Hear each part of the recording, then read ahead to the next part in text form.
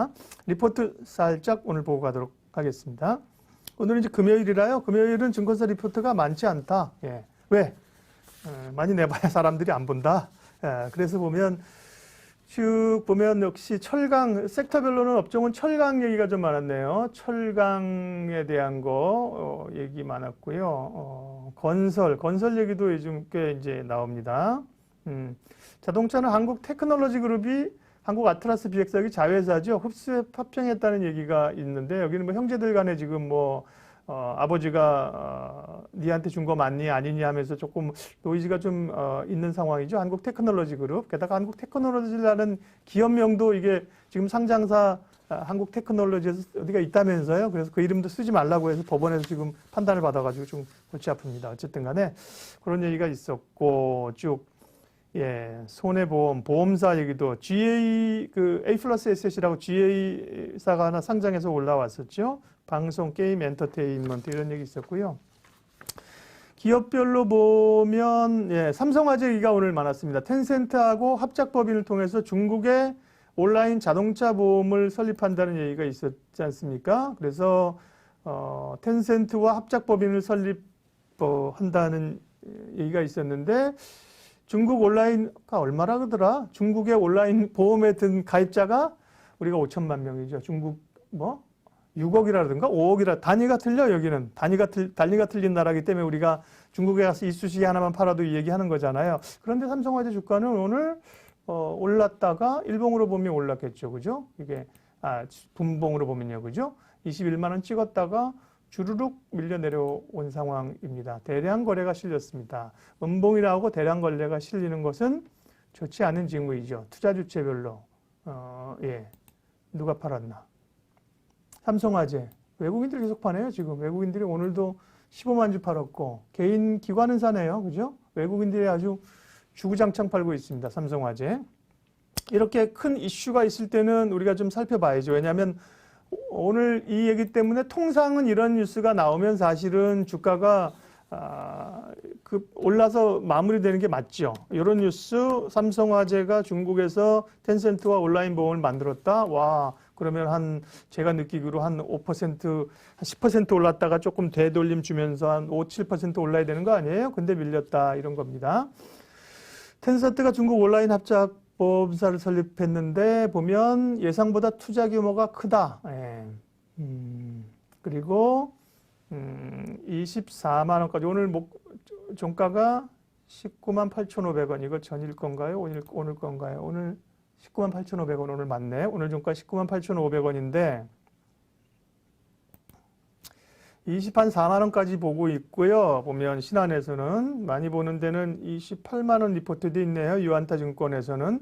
보험사들도 사실은 이제 금리가 여기서 더 떨어질 때 별로 없지 않습니까? 미국이 금리 더 내릴까요? 지금 마이너스 금리는 아니네 하고 있고 우리도 지금 못 내리는데. 근데 슬금슬금 오를 요인은 있다. 금리가 조금 오르면서 먼저 움직이는 게 아시는 바대로 은행주다. 은행주가 하고 나서 증권사 주식도 내년에 3천 간다 그래? 예. 어떤 자는 5천 간다 그래? 증권사도 괜찮겠구나? 그 다음에 이제 보험주를 보고 있는 건데요. 예. 삼성화재 같은 경우 신한금융투자 자료를 조금 보겠습니다. 목표가 24만 원으로 예, 올렸습니다. 텐센트와 합작법인 계약을 체결을 했다. 삼성화재가 100% 보유하고 있는 중국 법인의 지분의 30%를 주는군요. 텐센트에게 주고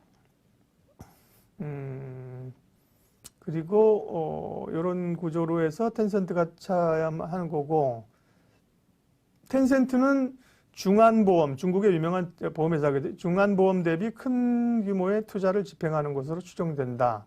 중국의 온라인 보험시장 진출 기대만으로 주가 상승을 정당화할 수 있다는 겁니다. 목표가 24만 원 어떻게 정했나? PBR로 적었어요. PBR에 20% 할증 적용해서 24만 원으로 잡았습니다. 잘 아시겠지만 팁인데요. 제조업들은 돈을 얼마나 많이 벌어들이냐 주로 PER을 중요한 잣대로 잡습니다. PER이 10배야, 20배야 주는데 이제 보험사나 금융사들은 이익 가지고 잘하지 않고 PBR, 자산 가치로 많이 합니다. PBR로. PBR이 지금 얼마입니까? PBR이 삼성화재도 0.5배입니다. 0.5배. 네, PBR이 0.5.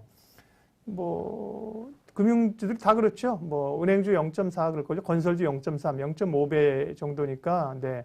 사실 가격이나 매력들은 있는데 그런데 오늘 외국인들이 왕창 팔았다. 국내 투자자들은 긍정적으로 보면서 삼성화재를 좋게 봤는데 올라갔는데 외국인들이 왕창 때렸다.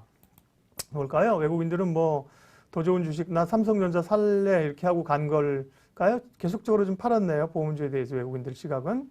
차트를 보게 되면 주봉상은 꽤 의미 있는데요. 보면 삼성화재가 쭉 연초 이제 올해 연초 지수 회복 못했고요. 다른 은행주나 이런 거에 비하면 못 올랐는데 주봉상 일목균형표상을 뚫고 올라오면서 나름 네, 좀 의미 있어 보입니다. 이 뉴스가 이제 오늘은 밀렸지만 또 어떻게 좀 밀려날 건지를 살펴보면 좋을 것 같습니다. 삼성화재 이슈였었고요. 특별히 뭐 좋다 아니다 뭐 얘기가 조금 어렵습니다. 근데 보면 보험주도 모멘텀몰이 할 수 있고 괜찮다. 현대제철에 대해서 44,000원 목표까지 제시하면서 메리츠에서 네, 좋은 얘기를 했네요. 현대제철 차트부터 HTS가 뜬 길에 현대제철도 괜찮죠. 왜냐하면 철강주 대표는 이제 포스코인데요. 보면 경기주들이 지금 좋아지고 있는 상황인데 제가 그래서 철강주들도 우리 화학이라든지 철강 섹터 보는데 포스코 보면 포스코 먼저 볼까요? 포스코 잘 갔죠. 포스코.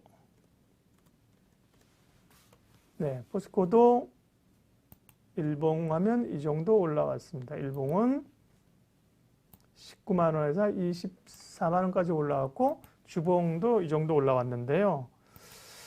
현대제철 같은 경우도 네, 결국은 이제 자동차 현대그룹이잖아요. 그죠? 자동차가 잘 팔리기 시작하게 되면 수요가 이제 늘어나겠죠. 그죠? 현대제철은 물론 뭐 현대차 쪽에 자동차 쪽이 메인일 겁니다. 그러니까 뭐 조선주가 배 많이 만든다고 해서 후판 팔고 이런 건 아마 적지 않을까요? 그런데 네, 현대제철도 보면 뭐 모양새들이 거래량 뚝뚝 올라와지고 괜찮아 보입니다. 44,000원 목표까지 제시를 했는데 안과 밖이 다 좋다. 네. 뭐가 좋다는 거야? 보자. 네. 항상 이런 거 얘기 나올 때 뉴스도 그렇고 리포트를 보는 이유는요. 일단 우리가 정보의 소스가 된다. 대신 약간 의심해 보는 거죠. 의심해 테스트해 보는 거죠. 정말 좋아? 네가 좋다고 얘기하는 게 맞아?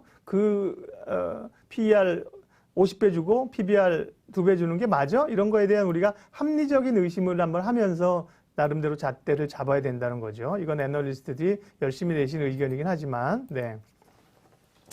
현대제철 전기로와 고로 사업을 동시에 영위하는 국내 2위의 철강사이다. 적자사업부 구조조정, 수소 등 장기 성장 동력 마련. 수소 얘기도 있네요. 결국 지난번에 현대제철이랑 글로비스랑 해가지고 뭐 그 현대차 그룹의 수소 그룹 그 설비 마련한다 그랬잖아요. 수소 얘기가 있네. 현대차 그룹의 수소 모멘텀을 또 가지고 있는 요것도 이제 좋은 거죠. 최근에 가파른 업황 회복에도 불구하고 밸류에이션은 낮다. 목표가 44,000원 한다. 예, 그래서 얘는 44,000원은 뭘로 근거를 잡았는가 봅시다. 지금 주가가 2021년 PBR의 0.27배. 그거밖에 안 돼요? 되게 낮네요. 근데 이런 주식은 사실 PBR로 보면 안 되고요. PER 봐야지. 이익을 봐야 되는 거죠. 네, 역사적 밸류에이션이 낮다. ROE 개선 가능성이 있고 투자 의견 바이 목표가 44,000원을 제시했는데 왜 제시한 거야? 이유 자체가 실적 좋아진다는 얘기 하고 있고요. 밸류에이션 여기 있네요. 적정 주가는 2021년 내년 BPS의 멀티플 0.35배를 곱해서 산출을 했습니다. 그러니까 과거의 평균 수준이라 뭐 PBR로 보면 굉장히 낮긴 합니다. 그 매력은 있는데 이런 기업에 PBR을 주는 게 맞나 좀 싶긴 합니다. 현대제철 네, 괜찮아 보입니다. 괜찮아 보여서 제가 오늘 얘기 나온 거 중에 괜찮아서 본 거고요. 마지막으로 한 종목 더 SBS가 지난번에 한번 우리가 다뤘습니다. SBS 실적이 엄청나게 좋아진다고 하면 주가 그때 빵 뛰어 올랐잖아요. 지금은 어떻게 됐나? 그리고 급등하고 나서 워낙 하루에 이 장대 음봉이 도대체 몇 프로가 오른 거야? 이 정도면 한 18% 이 정도 오르지 않았을까요? 16%가 올랐네, 종가로. 그죠? 그러고 나서, 위로 치고 조정을 좀 받고 있는 건데, 기술적으로만 보면, 네, 조정의 양상들이 아직까지는, 네, 이 상승에 대한 부담이 좀 있긴 합니다. 있긴 하지만, 좀 있네, 상이 있어요. 그래서 사실은 SBS 뭐가 좋다 그럴까? 지난번처럼 이익이 나고 있고 유튜브 쪽에도 여기 이익이 많이 난다고 그럽니다. 그러면서 지난번 얘기는 드라마 같은 거 못 찍으면서 비용을 많이 줄여서 비용이 세이브 됐다. 중개권 관련된 것도 오늘 SBS 목표가 상향, 투자 의견 상향했거든요. 미래에셋에서, 미래에셋대우에서 투자 의견을 상향했어요. 일단은 4분기 이익이 괜찮을 것으로 보신다. 광고 경기가 되살아나고 계시다. 네. 그래서 좋다는 거군요. 매수 의견 26,000원으로 예, 제시하면서 여기는 내년 예상 순이익의 PER을 10배 줬네요. 10배. 이게 맞죠. 그죠? 이런 기업들은 PER로 하는 게 맞습니다.